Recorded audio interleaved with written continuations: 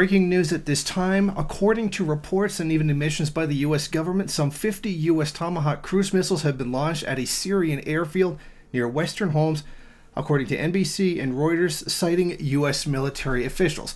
That's right, the United States government has now officially opened fire on the Syrian government directly by firing 50 Tomahawk missiles into a government base. Now, U.S. ships stationed near the Mediterranean Sea reportedly launched the strike on Syria's Syrian airbase on Thursday night, local time. Now, U.S. President Donald Trump spoke from his Mar-a-Lago resort following the airstrikes, accusing the Syrian President Bashar al-Assad of using nerve gas, which killed civilians in Idlib. Tonight I ordered a targeted military strike on the airfield in Syria from where the chemical attack was launched.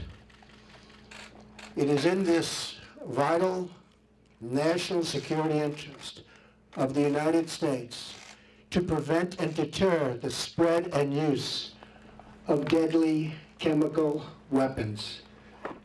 There can be no dispute that Syria used banned chemical weapons, violated its obligations under the Chemical Weapons Convention, and ignored the urging of the UN Security Council. Years of previous attempts at changing Assad's behavior have all failed, and failed very dramatically. As a result, the refugee crisis continues to deepen, and the region continues to destabilize, threatening the United States and its allies. Of course, we already know at this time that there was no chemical attack by the Syrian government, but was actually a cache that was destroyed that was owned by the rebels, which are being funded by the United States. It seems that this PSYOP campaign of falsely accusing the government of Syria of carrying out the chemical attack has been the justification that the United States is needed to carry out direct military operations against the Syrian government, which they have been trying to oust for several years. Now, it's very interesting to note that one of the things that Donald Trump ran on as president was criticizing Hillary Clinton for having created ISIS and having supported ISIS for so many years, and that in his presidency such things will not be tolerated.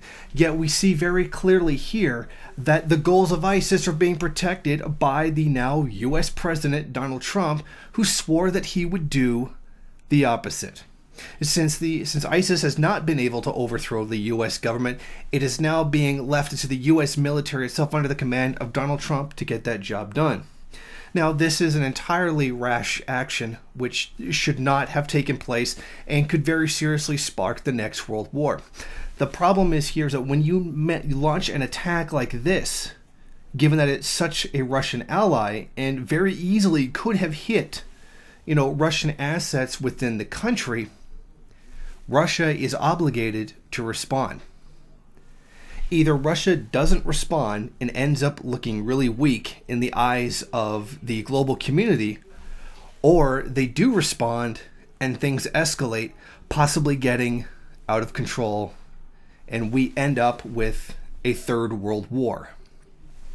This shows the definite irresponsibility of the Trump government, the absolute bloodlust of U.S. imperialism in the region.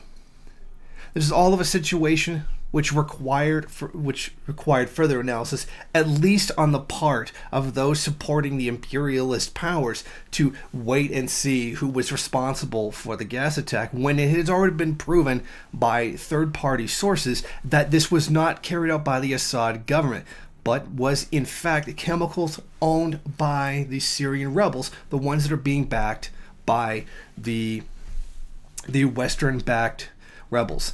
I will provide more information on this story as it unfolds. Thank you for watching. If you like this program, then please head over to my Patreon page and set up a monthly donation. It's your donations that keep this program running. Also, if you would like, please rate, comment, subscribe, and share in various social media.